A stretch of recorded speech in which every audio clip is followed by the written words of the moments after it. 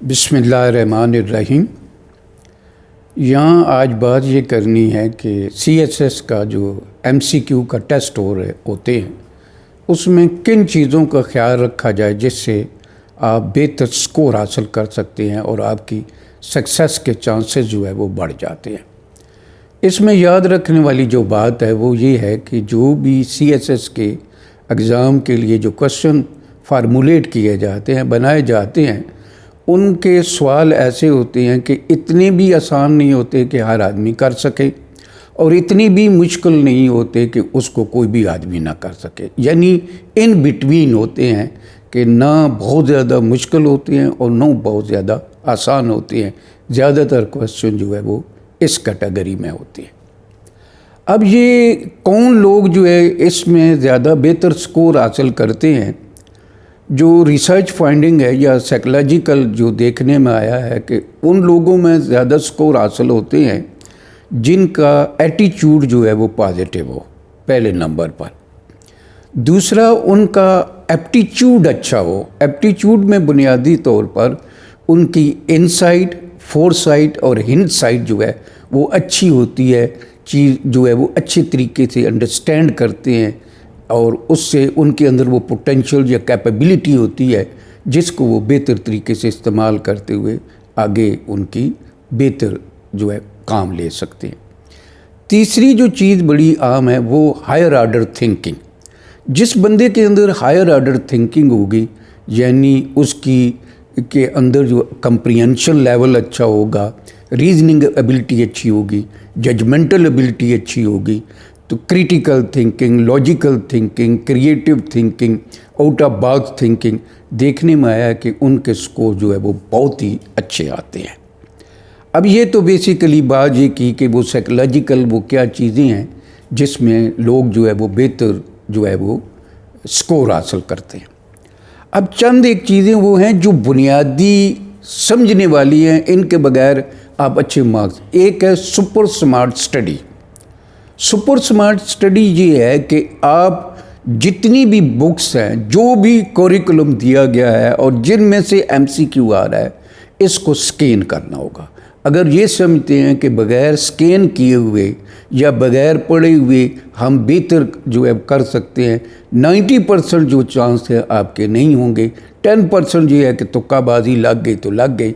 ये जो है कामयाबी के जो अगर आप चाहते हैं तो फिर आपको सुपर स्मार्ट स्टडी करनी होगी। छोटे छोटे नोट्स, छोटे छोटे पॉइंट लिखने होंगे। जिस रोज़ आप जा रहे हैं उस रोज़ उनको स्कैन करके चले जाएंगे तो आप बेहतर रिजल्ट। कुरान का भी फैसला है, वलैसल इंसान इल्ला मा सा वन्ना साया सौफा युरा सुम्मा युजहुल जज़ाल औफा। That man has only that which he make effort, that is effort will be seen and afterward he will be repaid with fullest payment।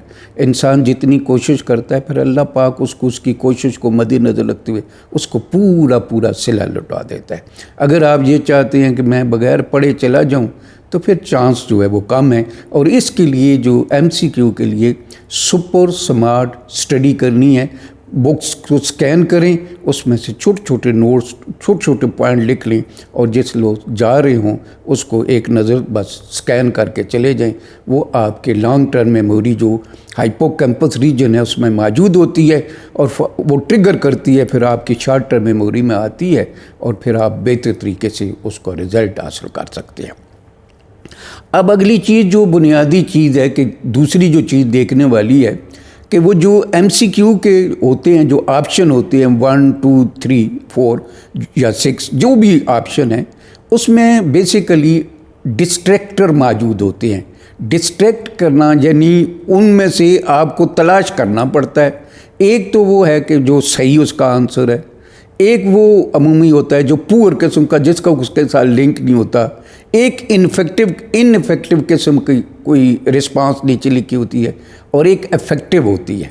Basically आपके अंदर ये एबिलिटी होनी चाहिए कि आप डिस्टिंग्विश कर सकें वो जो डिस्ट्रैक्टर हैं, जो है इफेक्टिव और ट्रू के दरमियान जो है आप डिस्टिंग्विश कर सकें ताकि आप जो है सही उनको रिस्पांस कर सकें और सही रिज़ल्ट हासिल कर सकें।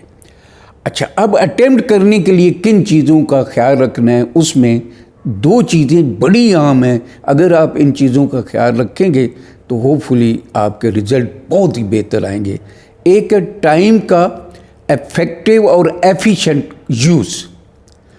इफेक्टिव और एफिशिएंट यूज़ क्या है कि आप जो है ये ना करें कि मैं एक ही सीक्वेंस में एक पैटर्न को फॉलो करना है। बस आप पहले ये करें कि सवाल जो है उसको सबको पढ़ते जाएं, जो उन पर आपका फुल कॉन्फिडेंस है उनको टिक मार्क करते चले जाएं, जो समझते हैं कि ये डिफ़िकल्ट है उसे छोड़ दें।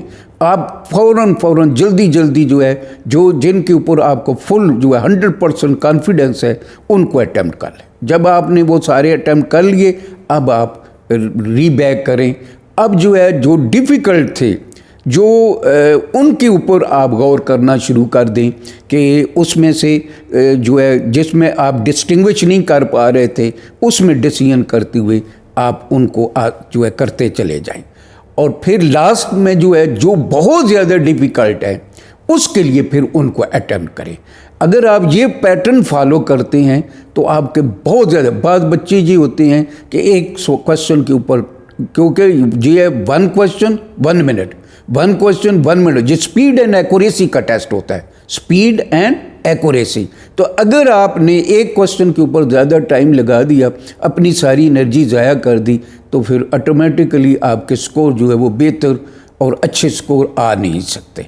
तो आप अपनी एनर्जी को ज़ाया ना करें, उसमें ये ख़ास ख्याल रखें। नंबर 1 जो मैंने बात की है कि पहले जिन पर फुल कॉन्फिडेंस है 1 से लेकर जितने क्वेश्चन हैं 100 तक हैं, जितने भी हैं उनको फ़ौरन जो है वो जो उनके कॉन्फिडेंस उनको पहले कर लें, फिर डिफ़िकल्ट की तरफ जाएं, फिर उसके बाद मोस्ट डिफ़िकल्ट है उनके लिए फिर थोड़ा सा टाइम रखें, फिर उनके ऊपर करें।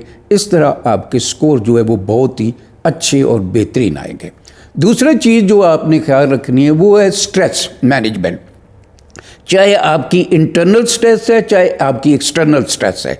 बाद दफ़ा आप देखते हैं कि लोग आपके इर्द गिर्द जो है वो बड़ी तेज़ी के साथ कर रहे होते हैं और आप कंफ्यूज हो जाते हैं। ज़रूरी नहीं कि वो ठीक कर रहे हों। आप कोशिश ये करें कि आप अपने आप को काम एंड कूल्ड और रखें। अगर आपकी एंग्जाइटी की वजह से या उसकी स्ट्रेस की वजह से आपके ब्रेन की केमिस्ट्री थोड़ी सी भी चेंज हो गई तो आपके सही डिसीजन नहीं ले पाएंगे। देखें, जहानत की जो है मेन जो एट्रीब्यूट्स हैं वो एक अच्छा कंप्रीहेंशन लेवल, रीजनिंग एबिलिटी और जजमेंटल भी। आप अगर एंग्जाइटी का शिकार हो जाएंगे, स्ट्रेस का शिकार हो जाएंगे, आप कंफ्यूज हो जाएंगे तो ब्रेन केमिस्ट्री चेंज हो जाएगी, जिसकी वजह से आप जो है वो सही तरीके से स्कोर नहीं कर सके। आप बिल्कुल रिलैक्स मूड के अंदर आप करें, आप इंशाल्लाह बहुत स्कोर हासिल कर सकते हैं। जज़ाकल्लाह खैर।